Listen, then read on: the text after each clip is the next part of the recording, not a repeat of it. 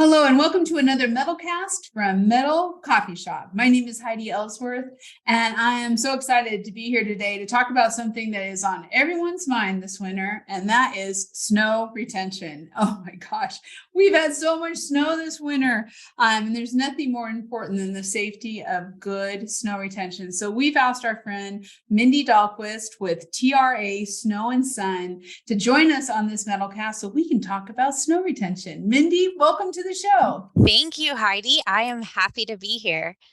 We are so happy to have you. What an important topic. Wow. So before we dive into that, if you could just introduce yourself and tell us a little bit about TRA. Absolutely. Well, I am Mindy Dahlquist. I'm the business development manager at TRA Snow and Sun. I handle all of the architect trainings, a lot of the roofing trade shows, any kind of education portion of just getting out in front of the public and teaching them about what snow retention is and why it can be important. Specifically, since we're talking about metal roofs, that's going to be much more important at that point. And then I've been here for about 2 years and I have 3 little kids at home. So I am busy, busy, busy. You have beautiful little kids at home too. Thank We've you. seen them. Oh my gosh. Well, I have to believe that TRA has been so busy this year because there's just like we've seen, there's just snow everywhere. You look at California, up through the Pacific Northwest, all along the Midwest.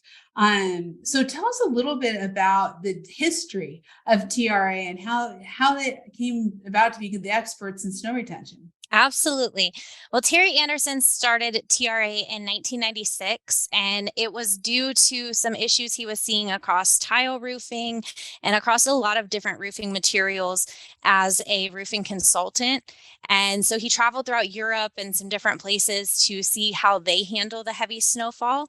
And through that, he came back and designed what he called snow brackets and also helped establish some of the cold roof systems and co-authored a manual for that as well. And then over the years, we've changed and kind of rolled with the punches to see what else we need to be doing. And metal roof is obviously one of the biggest things that we've came into as far as snow fences, having those clamp on fences, flexible roof flashings for underneath tile roofs, and then ridge risers, all kinds of different roofing accessories is just our main focus. So we've just branched out throughout there and trying to do as much as we possibly can. I love it. I love it. And more important than ever, with the rise of metal roofing, we are seeing such market share, the growth in market share for metal roofing. It's more important than ever. Absolutely. Let's just start at the very beginning. Why is snow retention so important? I think the number one reason that snow retention is going to be important is just the safety factor. I mean, just in, I believe it was last month, there were 2 9-year-olds, one in Utah and one in Idaho, that were both hit by snow coming off of the roof. So luckily, it was not a fatality or anything like that. Goodness. And that definitely does occur. So safety is going to be the number one reason that snow retention should be considered. But damage is also very important as well. You'll see oftentimes on standing seam metal panels, the seams will just be folded over completely from the snow once it does move. It can actually rip those panels right off of the roof or just crinkle them, basically make them look like they were tinfoil in the beginning. And that's just not how you want your gorgeous roof panels to look. No, not at all. When that snow comes off the roof, it takes everything in its path. I mean, I've seen chimneys ripped off. We've seen so many different things. And so, like you said, it's the safety of you don't want it falling on people, but you also want to protect the quality and performance of your roof. Yes, and anything else that's sitting below. Oftentimes, metal roofs will be on things like big garages or shops, and they'll have all of this really expensive equipment and assets surrounding their building and say, oh, we're fine with the snow shedding. Well, that's great until it hits some of your equipment. And now you have to deal with insurance and you have to deal with all these other things where it can just be prevented as far as a safety factor and also the damage as well. Yeah. And when you think about landscaping, I mean, if you don't have snow retention, you can't have landscaping around your building because it's just going to be smothered. Yes.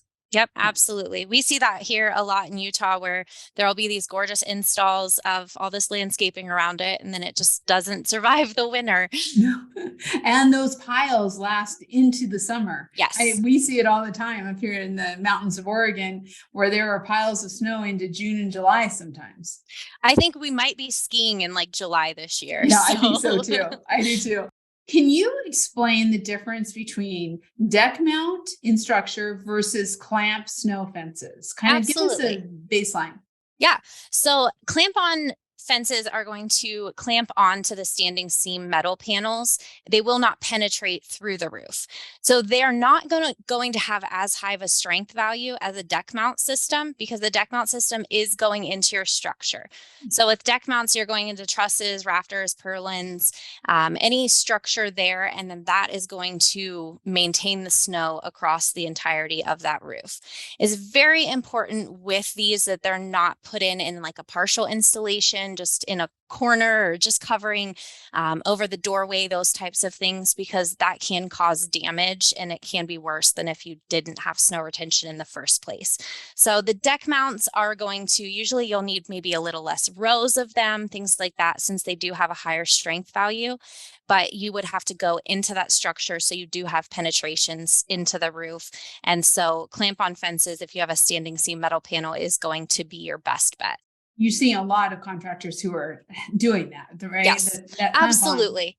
Yeah. And if you have a roof that already has 1,000 plus penetrations on it anyways, you're going to be able to seal those deck mount fences. So that's not a concern if you have exposed fasteners.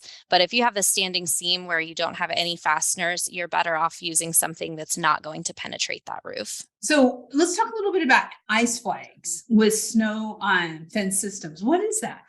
So an ice flag, oftentimes, if you're looking up at a roof that does have a snow retention fence on it, you're going to see just this little rectangle between the seams of the roof.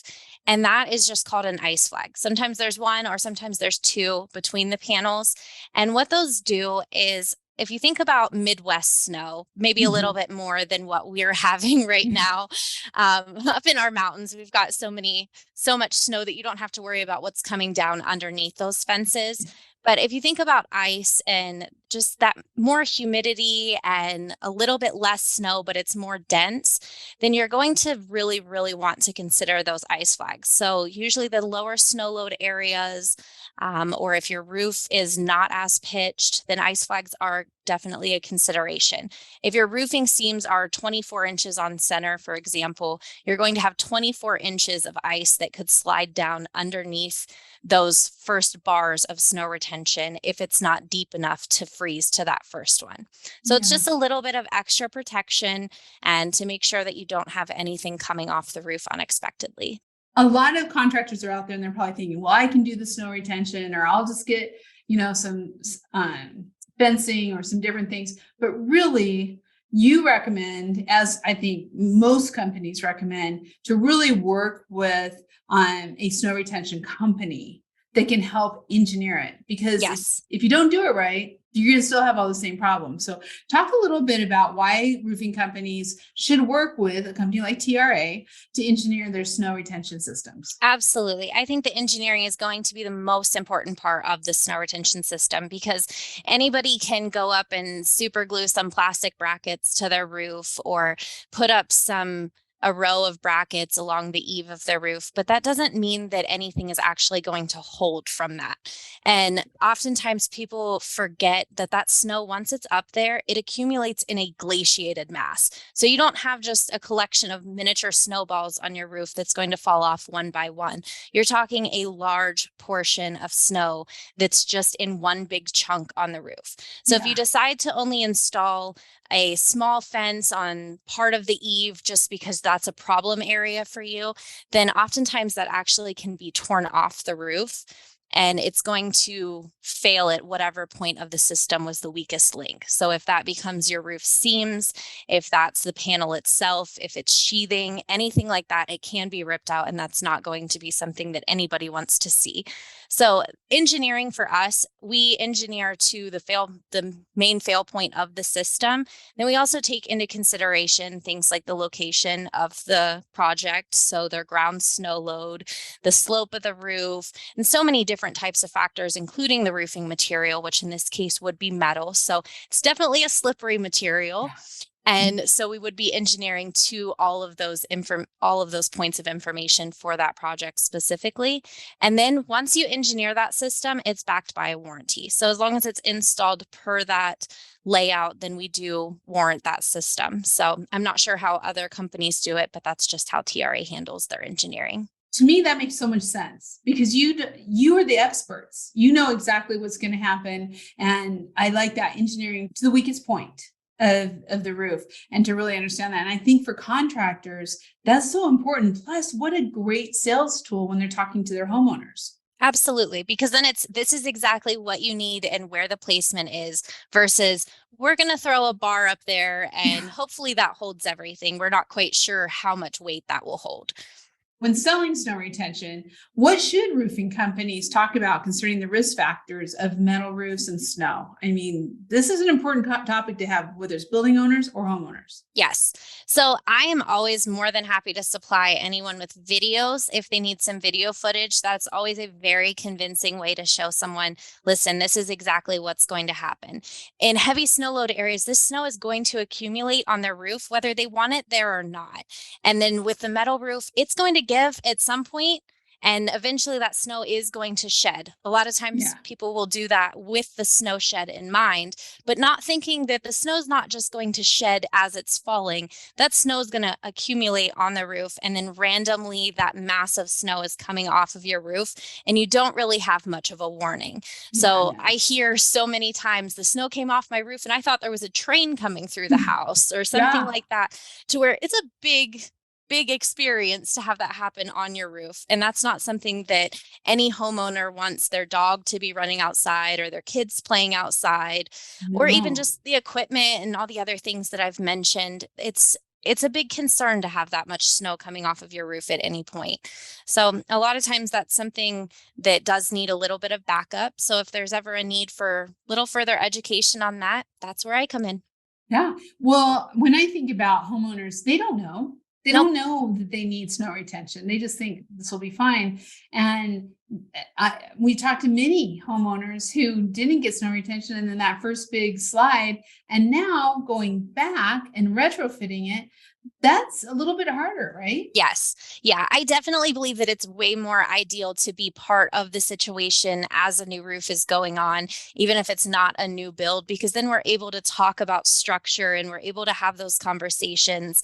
Anything that's built prior to the 70s, you need to have a structural engineer look at, and some of those things that just are not considered. So if it's a re-roof, it's a little different, but if it's a brand new project and it's just being done currently, now is definitely the time to have snow retention installed instead of waiting until there's a bigger problem. Yeah. What are some of the things that you hear from your contractors who work with you on engineering their snow retention? What is some of the feedback?